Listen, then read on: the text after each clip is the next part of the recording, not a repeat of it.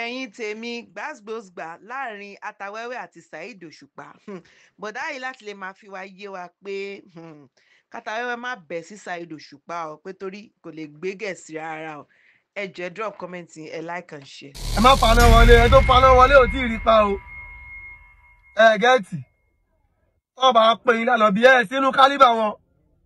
kò rújú. nígbà kan rí ẹ ti ṣìkẹta wọn rí. àwọn tó bá ti ń gbórin tí pé ọmọ kan tí mò ń sọ yìí. ẹ gẹ́ẹ̀tì wọ́n fẹ́ mí ìgboro rí pẹ̀lú àwọn live tó máa ń ṣe ń gbà yẹn. tàbá mú Wasiu Alabi Ajíbọ́lá ọ̀gá alẹ́ ọmọdé tọ́lá wà ní. tàmú Saheed Òṣùpá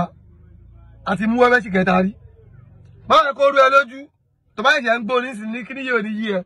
bọ̀dà àwọn tó bá ti ń gbọ́ tí pé ọmọ kan tí mò ń sọ. látàyè òyì kòkò àwọn kì í ṣiṣẹ́ kò réré kò lè sọ̀rọ̀ ó yá sí bóbóró ṣìbó ṣìbóbó ṣìbó tẹ bá ti rárọ kẹsẹkẹ fún lówó ohun tí mo ń lò yìí àwọn tó ti ń gbọ́ fújì ti pẹ́ máa mọ̀ túmọ̀ ẹ̀ wọ́n á mẹ́rin tó ní Àjàní Elégbè kọ́lọ́fọ̀ ọ̀rùnkẹ òun nọ́mbà wà Elégbè ń gbà yẹn àdé ń jo àfi ń ṣe síyà bọ́ nísìn àwọn tó lọ ń gbà fún lọ́wọ́lọ́wọ́ ọ̀gá ńlá Olúfimọ àti Kíblà àwọn mẹ́rẹ̀ẹ̀ta yẹn ló wà ń bẹ̀ báyìí sì tó ń sọ so wà lọ tò lẹ́yìn wọn ni àrùbá ló máa wọ́n ti sàwọn náà rí o bọ̀ inú orílẹ̀ ni wọ́n local champion ni wọ́n ní àdúgbò wa lọ́wọ́ Bàtàláyé claim ọmọ Ajégúnlẹ̀ ló wà fẹ́ tìrà wọn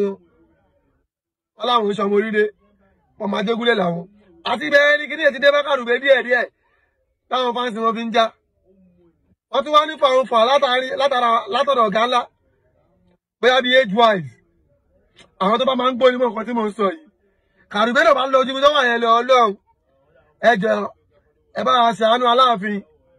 Èkó kàrùbé àlómà òun nìkan lọmọ yìí kò ní gbòòrò tó bá wọ mọ́tò kò sówó kàrùbé tó bá wọ ọ̀kadà àlómọ ni o ẹ bá wa ṣàánú ẹ àlómà lórí ìtàbẹ̀ yẹn tó bá gbá elétí má bọ́nú ọmọ I'm sorry o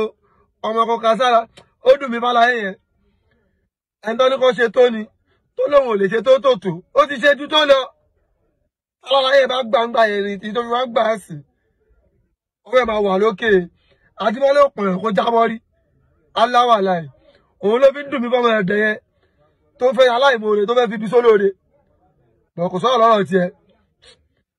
ẹ̀yin tọ̀gálá ẹ fi wèrè lẹ̀ the more we keep talking about him the more he keep more popular.